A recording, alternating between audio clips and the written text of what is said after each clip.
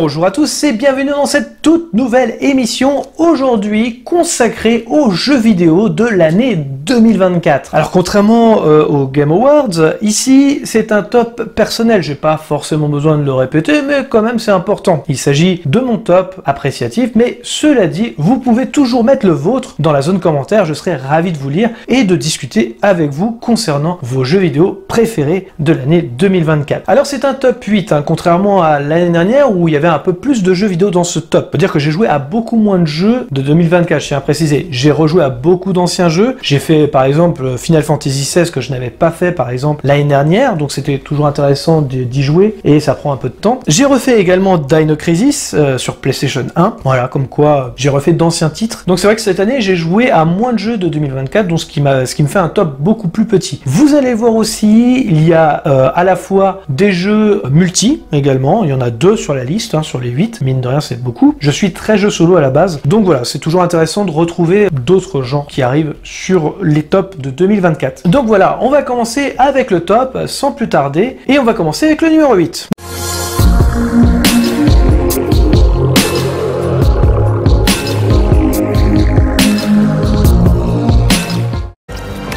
Devenez un héros.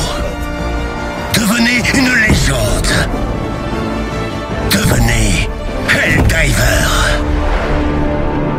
Numéro 8, Helldiver 2. Alors, le développeur, donc, c'est Arrowhead Game Studio, est sorti le 8 février 2024. Ce jeu est un jeu multijoueur aux 15 millions de ventes, mine de rien, c'est pas mal, pour un jeu que personne, honnêtement, n'attendait. Il s'agit d'une suite de 2015, donc est-ce que les joueurs étaient vraiment impatients de voir ça? Moi, je sais que quand le jeu avait été annoncé, et qu'on avait une première bande-annonce, il ne donnait pas plus envie. C'était étonnant pour moi d'acheter ce genre de jeu, parce que, honnêtement, quand je voyais la bande-annonce, ça donnait pas plus envie que ça. Il y a eu pas mal de retours de joueurs et notamment une communauté qui ne cessait de grandir, contrairement à certains jeux multi où il y avait un pic effectivement d'intérêt et après le jeu est déserté. Pense à Concorde par exemple. Et bien là, Helldiver 2 c'est tout le contraire. Au départ un peu timide, un gameplay pas forcément révolutionnaire, et pourtant la communauté ne cesse de grandir. Et en plus de ça, la communauté fait vivre le produit. Donc Helldiver 2 a suscité mon intérêt à ce moment-là. J'ai commencé à jouer et effectivement c'est plutôt intéressant. Si vous avez des amis en tout cas pour y jouer, vous allez avoir plusieurs possibilités de faire, des mises à jour constantes, gratuites pour certaines, mais les skins toujours payants, ou en tout cas une sorte de micro-transaction également qui existe dans le jeu vidéo, comme tout jeu multi, quand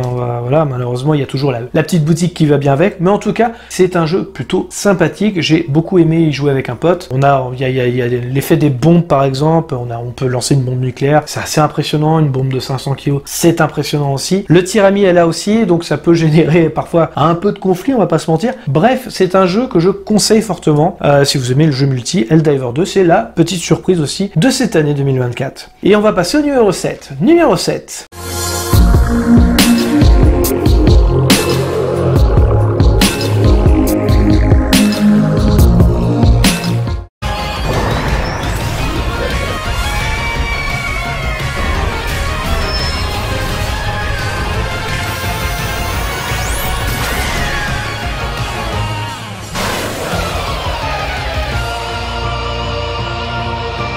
Numéro 7, là ça va peut-être choquer certaines personnes, puisque c'était le Game of the Year 2024 par les Game Awards Astro Bot. Alors Astro Bot, donc c'est la team Asobi par Sony, est sorti le 6 septembre 2024, et la suite donc d'Astro Playroom, et qui a généré 1,5 million d'exemplaires. Alors pour certains joueurs pro Sony, je dirais, c'est une réussite, ça reste discutable, on va dire, 1,5 million de ventes, même pour un platformer, je suis un peu désolé de le dire, mais pour ma part, voilà, même si c'est une exclusivité Sony, en fait la plupart des débats se mettent un petit peu le doigt dans l'œil. C'est-à-dire que Astro Bot, il faut le savoir, on ne sait pas combien a coûté le jeu. Donc on peut pas faire le parallèle entre le nombre de ventes et ce qu'il a coûté réellement. Combien de marge Sony a pu se faire. Alors beaucoup disent que c'est quand même un succès. Est-ce qu'on peut les croire sur parole? Écoutez, demandez les chiffres, là je ne sais pas vraiment quoi vous dire. D'un autre côté, vous avez eu Ubisoft, on va en reparler après, qui a sorti Star Wars Outlaws, qui s'est vendu à peu près dans le million d'exemplaires et qui lui a été un four parce que le jeu a coûté extrêmement extrêmement cher à produire, et ça, Ubisoft l'a reconnu. Donc comme quoi, voilà, il y a 2 poids 2 mesures, effectivement, alors sachant que Star Wars, lui, est sorti sur d'autres supports comme Xbox et compagnie. Donc voilà, Astrobot, c'est,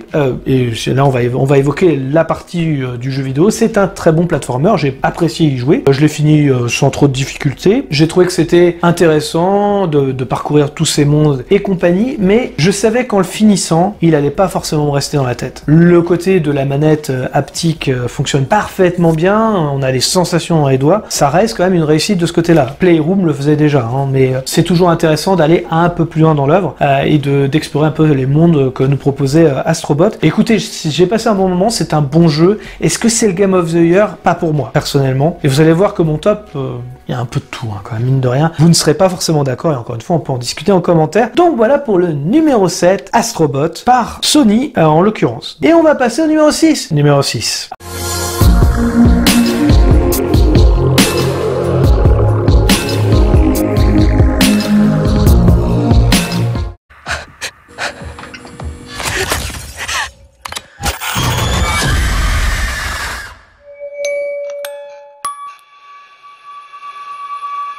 Alors numéro 6, c'est un jeu qui est sorti en 2020 mais qui est sorti sur console en 2024 qui s'appelle Phasmophobia. Phasmophobia qui est une découverte de fin d'année que j'ai eue puisqu'on y a joué là il y a un mois avec Nixo et Erwan que vous connaissez peut-être si vous avez connu notre podcast de Soyons bons joueurs qui était une ancienne émission sur une autre chaîne. Bref, Phasmophobia donc c'est édité par Kinetic Game, sorti le 29 octobre 2024 hein, pour Halloween, donc qui est un jeu de survie à la première personne où on joue en fait donc des personnes qui vont enquêter dans des maisons, dans des fermes, dans des écoles un peu morbides, dans un hôpital psychiatrique, dans un phare peut-être, sur des événements surnaturels. Avec vous, vous aurez plusieurs outils afin de pouvoir enquêter, de savoir de quel monstre on parle. Et c'est là où c'est toujours intéressant. Bien sûr, il faut pas se faire attraper par les monstres, évidemment, sinon on meurt. Comme avait fait Among Us sur le côté qui est le coupable, on en débat et tout. Et là c'est un peu pareil, sauf que là on chasse des monstres, c'est-à-dire que personne ne joue un double jeu, hein, on est tous dans la même équipe, contrairement à comment Among Us, et je trouvais que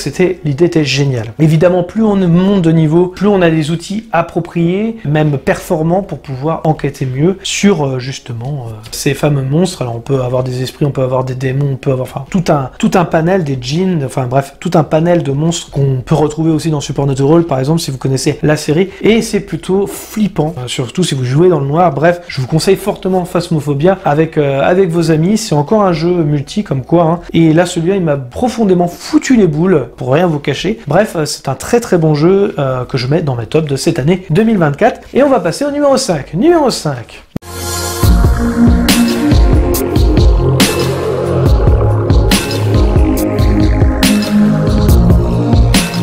Big galaxy out there, and I'm gonna risk it all.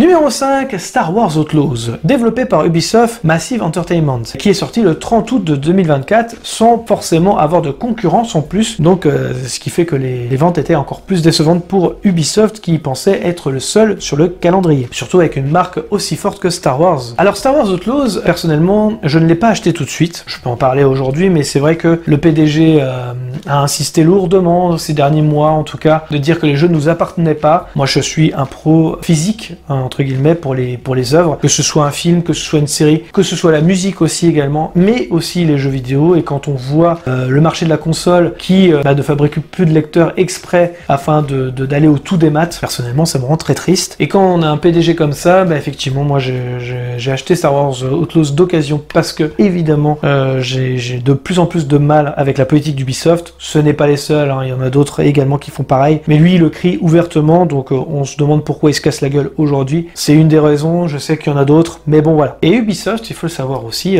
avec Star Wars, pensait vraiment revenir dans les number one. Il faut savoir que leur communication est tellement désastreuse que malheureusement Star Wars Outlaws en a payé les frais. Et pourtant, je suis désolé, hein, j'ai vu pourtant les différents tests, j'ai vu de nombreux youtubeurs ou influenceurs en parler en mal. Écoutez, moi j'ai passé un excellent moment devant Star Wars Outlaws. Je trouve que c'est un jeu d'exploration. C'est sûr que si si vous le faites en ligne droite, vous allez le faire en 20 heures. Moi, personnellement, j'y ai passé plus de 50-60 heures dessus, dans le sens où Star Wars Outlaws, en fait, bah oui, c'est de l'exploration. Vous n'êtes pas obligé de faire des missions tout le temps, il y a des missions secondaires aussi un peu partout, des choses à chercher un peu partout, où il faut fouiner chaque endroit, et j'ai trouvé ça très intéressant, et c'est ça qui fait la qualité du titre. Bref, je vous encourage tout de même, si vous ne l'avez pas fait, à donner une chance à Star Wars Outlaws. Personnellement, j'ai adoré mon expérience, j'ai trouvé que, alors ça reste du Ubisoft quand même dans l'âme, hein, mais ce jeu est tout de même super quali au niveau de même des phases dans l'espace, parce que je trouve que c'est un jeu vidéo super quali et super bien fait, dans ses paysages notamment. Les personnages sont un peu moins bien faits pour le coup, mais dans l'ensemble, les décors et tout, j'ai adoré l'expérience. Je ne comprends pas les critiques négatives, mis à part du fait que Ubisoft fait toujours la même chose. C'est de l'exploration, c'est du monde ouvert. Au début, j'étais pas très fan au début du jeu, mais par la suite, je me suis dit, mais je m'éclate en fait. Je m'amuse beaucoup sur ce jeu, donc je suis désolé, moi j'ai adoré, personnellement. Étant fan de l'univers Star Wars, je trouve que Tatooine, par exemple, c'est peut-être un des meilleurs rendus que j'ai vu de ma vie sur un jeu vidéo Star Wars, au niveau de Tatooine. Il y a d'autres planètes aussi, hein, où j'étais un peu bouche bée aussi parfois sur les décors, mais je pense surtout à Tatooine où on en a un petit peu marre dans Star Wars de la voir cette planète, et ben là j'ai adoré aller un peu partout sur Tatooine. C'est des grandes planètes mine de rien, donc c'est très généreux. Après je comprends, moi je l'ai fait un peu tardivement, donc il y avait les patchs aussi, peut-être que le jeu n'était pas encore fini, mais ça avec Ubisoft on a l'habitude malheureusement, et c'est ça aussi le problème d'Ubisoft, ils veulent sortir leurs jeux trop vite, leurs jeux ne sont pas terminés. Au bout d'un moment c'est les joueurs qui tranchent, hein, désolé. Et d'ailleurs on va parler au numéro 4, et le numéro 4 qui est un jeu Ubisoft sorti cette année également, comme quoi on peut aussi faire de très bons jeux malgré une communication désastreuse et des jeux pas finis qui sont quand même dans le top parce qu'on s'amuse quand même avec leurs jeux mine de rien. Numéro 4.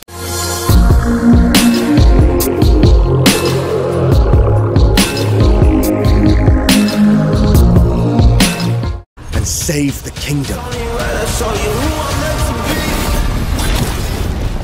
Numéro 4, Prince of Persia, The Lost Crown. Alors c'est un jeu vidéo développé par Ubisoft Montpellier qui ont fait un travail de dingue hein, sur Prince of Persia, vous allez le voir, qui est sorti en début d'année, 18 janvier 2024. C'est un platformer, c'est le style de jeu où je ne suis vraiment pas habitué, là je suis un peu sorti des sentiers battus pour le faire, un peu comme l'année dernière avec Alien Dark Descent, qui était numéro 1, je le rappelle, en 2023. Donc voilà, et ce jeu-là, j'ai pris un pied pas possible à le faire. Je trouvais que c'était vraiment intéressant, les décors sont magnifiques, ce qu'ils ont fait dans les différentes pièces, dans les différentes cartes, j'ai vraiment kiffé mon expérience. Voilà pourquoi il est 4ème, je vais pas plus développer ça, faites-le si vous ne l'avez pas fait. Encore une fois, comme Star Wars, je trouve injuste finalement, même si je comprends que les joueurs ont déserté Ubisoft, c'est vraiment dommage parce qu'il y a quand même des gens, que ce soit sur Star Wars Outlaws ou Prince of Persia, qui ont un amour du jeu vidéo. C'est dommage que leur PDG ait un discours vraiment nul, clairement, et qu'ils ne finissent pas totalement leur jeu parce qu'il y a la pression des actionnaires, parce qu'ils font de bons jeux vidéo, clairement. Et Prince of Persia en est l'exemple.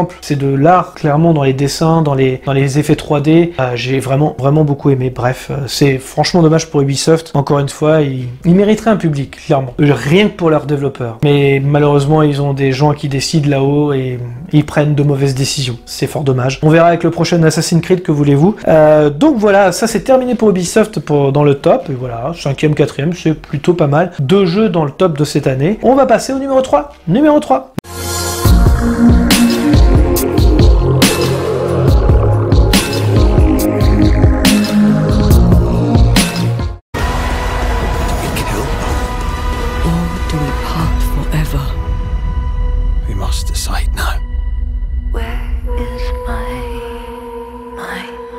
I love you, Red McCraith. Numéro 3, Punisher, Ghost of New Eden. Voilà, c'est édité donc par Dontnod Entertainment. Donc voilà, c'est sorti en février 2024. C'est un petit peu comme God of War, c'est un mélange de God of War et un petit peu de The Witcher parfois, notamment au niveau de l'écriture. J'ai trouvé que les écritures, même au niveau des missions secondaires, c'était plutôt intéressant. C'est très pessimiste au niveau de l'humanité, mais j'ai adoré mon expérience aussi. Donc voilà, j'ai adoré explorer ce monde, j'ai adoré explorer les différents choix qu'on pouvait faire. Ça mériterait même une deuxième run. Bref, j'ai beaucoup aimé Punisher, je vous le conseille. J'ai vu des tests aussi qui étaient un peu négatifs sur le sujet. C'est un petit peu dommage parce que franchement, il vaut le coup. Si vous aimez un peu le style God of War, franchement, allez-y, foncez. Vous allez vraiment kiffer. C'est un monde semi-ouvert. On n'est jamais trop perdu non plus dans la carte. Et les graphismes sont assez bons quand même, mine de rien. Donc allez-y, ça vaut le coup. Et on va passer au numéro 2.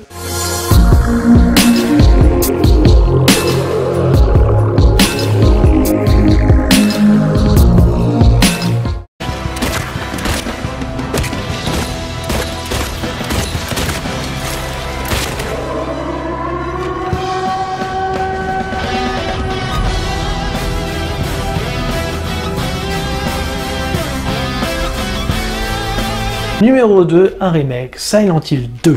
Alors Bluebird Team qui est arrivé avec ce jeu donc le 8 octobre 2024. Personnellement, j'avais pas fait celui de PS2.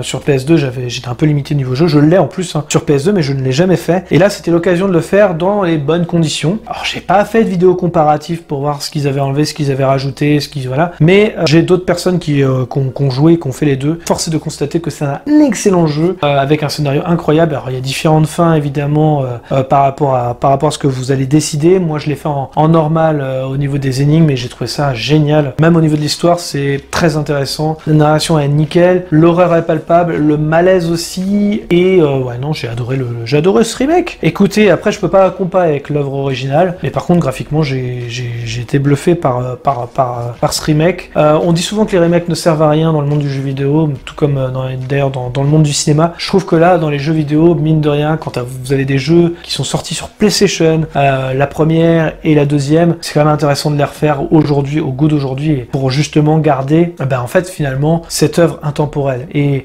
je ferai pareil avec Metal Gear Delta par exemple, où j'avais adoré Metal Gear Solid 3, et je trouve que ça reste Konami, mais je trouve que Bluebird Team ont fait un travail exemplaire sur ce remake. On voit qu'il y a du taf, on voit qu'il y a l'amour de la saga, on voit qu'il y a l'amour du jeu original aussi, pour avoir vu quelques vidéos sur le sujet. Je vous le conseille également, si vous adorez Silent Hill 2, ne manquez pas le remake, il vaut vraiment le coup aussi, et il fait bien flipper sa race, et il met bien mal à l'aise comme il faut. Ça fait partie des bonnes découvertes de cette année, vu que j'avais pas joué au jeu original, comme quoi avec des yeux neufs ça peut être pas mal aussi. Et on va passer au numéro 1, pareil, un jeu que je n'attendais pas forcément.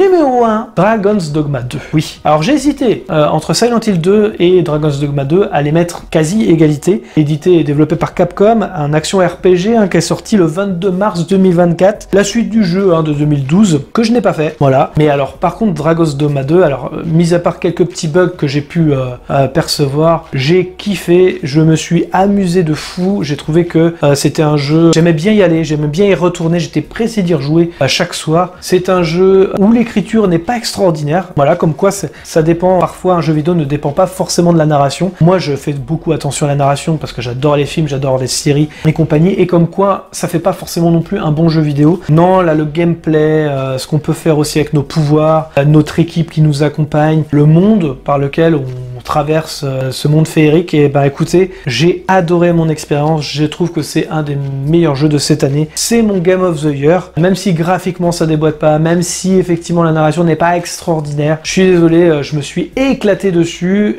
j'ai adoré le style de combat qu'il pouvait y avoir, les pouvoirs qu'on pouvait avoir aussi, ça m'a rappelé un petit peu aussi The Witcher 3 parfois, dans certains éléments, pas au niveau de l'écriture évidemment, rien ne dépassera The Witcher 3, j'ai l'impression au niveau de l'écriture, mais voilà, c'est le meilleur jeu de 2024, voilà. Et vous, qu'est-ce que vous en avez pensé de ce top? N'hésitez pas à me le dire en commentaire. Mettez le vôtre aussi également, que ce soit un top 8, un top 15. Bref, mettez votre top jeux vidéo, on en parle en commentaire. Je répondrai à vos messages. Et puis, voilà, on pourra débattre du monde du jeu vidéo, chose qu'on ne fait pas assez sur la chaîne. Peut-être que l'année prochaine, on fera peut-être d'autres vidéos sur le jeu vidéo. Qui sait vraiment? En tous les cas, je vous donne rendez-vous pour la prochaine vidéo. On s'attaquera soit aux films, aux séries, soit un top, soit un flop. Bref, peu importe. En tout cas, je vous donne rendez-vous pour la prochaine vidéo sur les tops et flops de 2024. Merci à vous. Merci à tous d'avoir regardé cette vidéo, je précise qu'il s'agit d'un avis et non d'une pensée unique. Pensez à liker, commenter, mettre un pouce bleu et d'activer la cloche pour ne rien rater.